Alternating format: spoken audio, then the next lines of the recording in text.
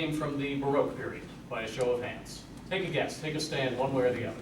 Okay, how many would say the Romantic period? Okay, now some people didn't guess. Now everyone's got to guess. Take a stand. How many would say Baroque? Okay, how many would say Romantic? All right, here's musical excerpt, mystery excerpt number 2. And here it is.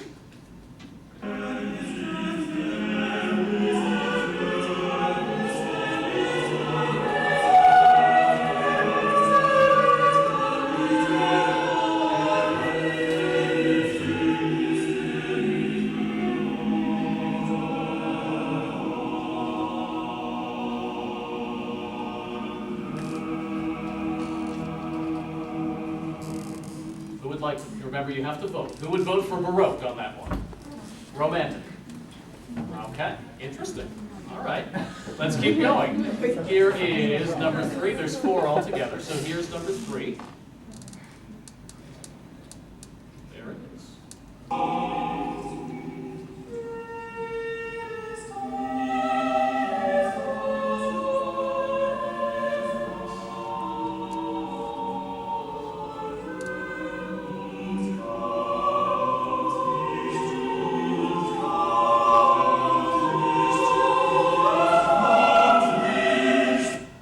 Baroque.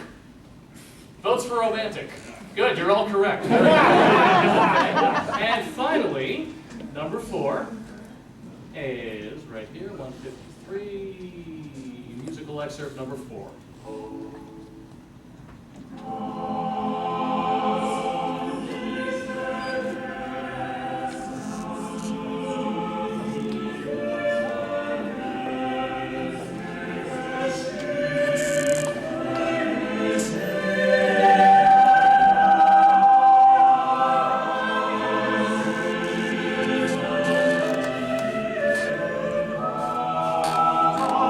Call that one Baroque.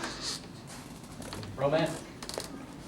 Interesting. Not what I was expecting. Okay. Well, the answer is, here's the title of today's presentation, all of them happen to be by Brahms. But the first one and the fourth one, in my opinion, in particular, have a more Baroque sound. And that sort of brings us to what our topic is for today, which is in the motets of Brahms.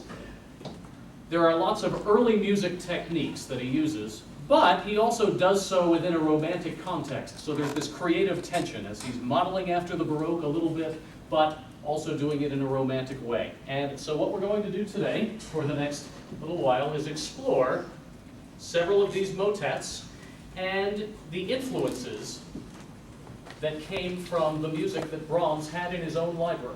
Now, one of the handouts that you have, the one-page handout, actually lists all 10 of these motets that he wrote. And when we say motet, for the moment, let's call it a short sacred piece that's a cappella in German, based on, as I said, a sacred text, but not a text from the Mass. That's what we'll use to define Brahms' motets in this context.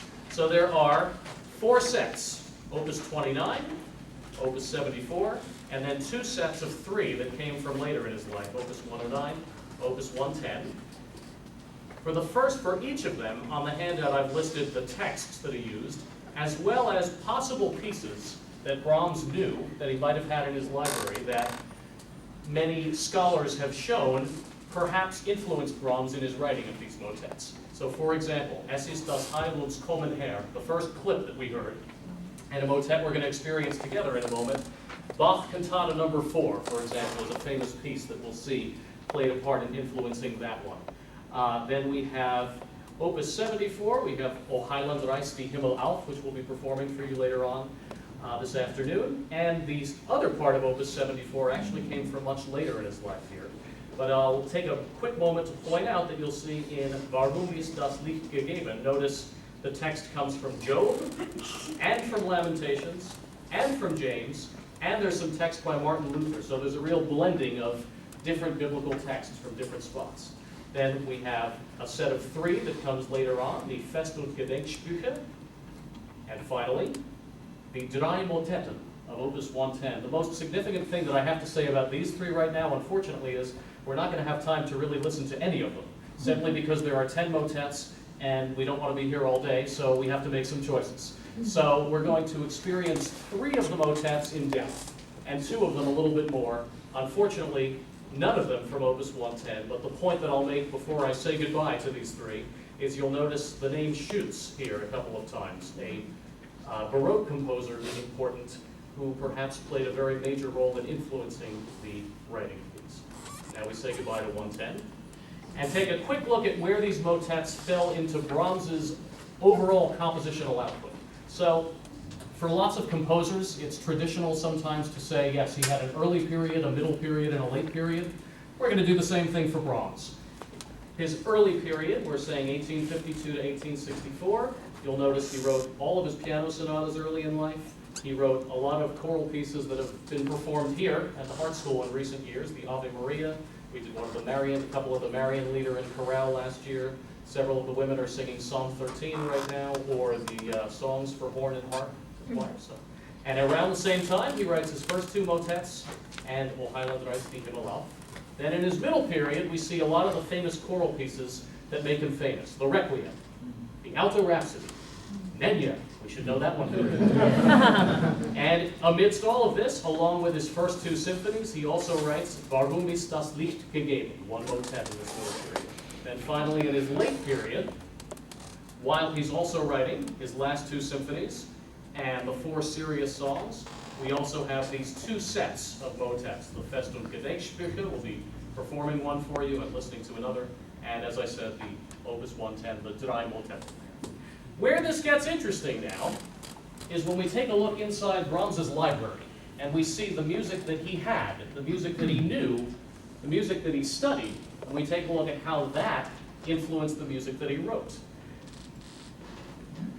Abschriften, meaning copies that Brahms made in his own hand of other music. And you can see that there's lots of different categories of this. Just this one category here is many works from the 16th through the 18th centuries. So tons and tons of music that he copied. And in those days, if you wanted to copy music, you couldn't just walk over to the copy machine. You had to sit there and copy it by hand, which meant that if you were going to take the time to copy a piece of music, you had to think it was pretty special and worth doing. So lots of early music that was important for him. Specific pieces included here, and you'll see a lot of these titles in your program today. For example, Mein Gemüt ist mir verwirret by Hassler, Innsbruck by Isaac, and this piece by Zierler, Die Sonne, die ist verblichen. And let's point out a few names. Bach, Handel, and here's this guy again, Schütz. We're going to talk about him more. Keeping going on here. Not only did he have copies that he made of music, but he had copies that other people made. So for example, you'll see here this category, sacred works by Palestrina, Anerio, and Victoria that were copied by his good friend and contemporary Robert Schumann.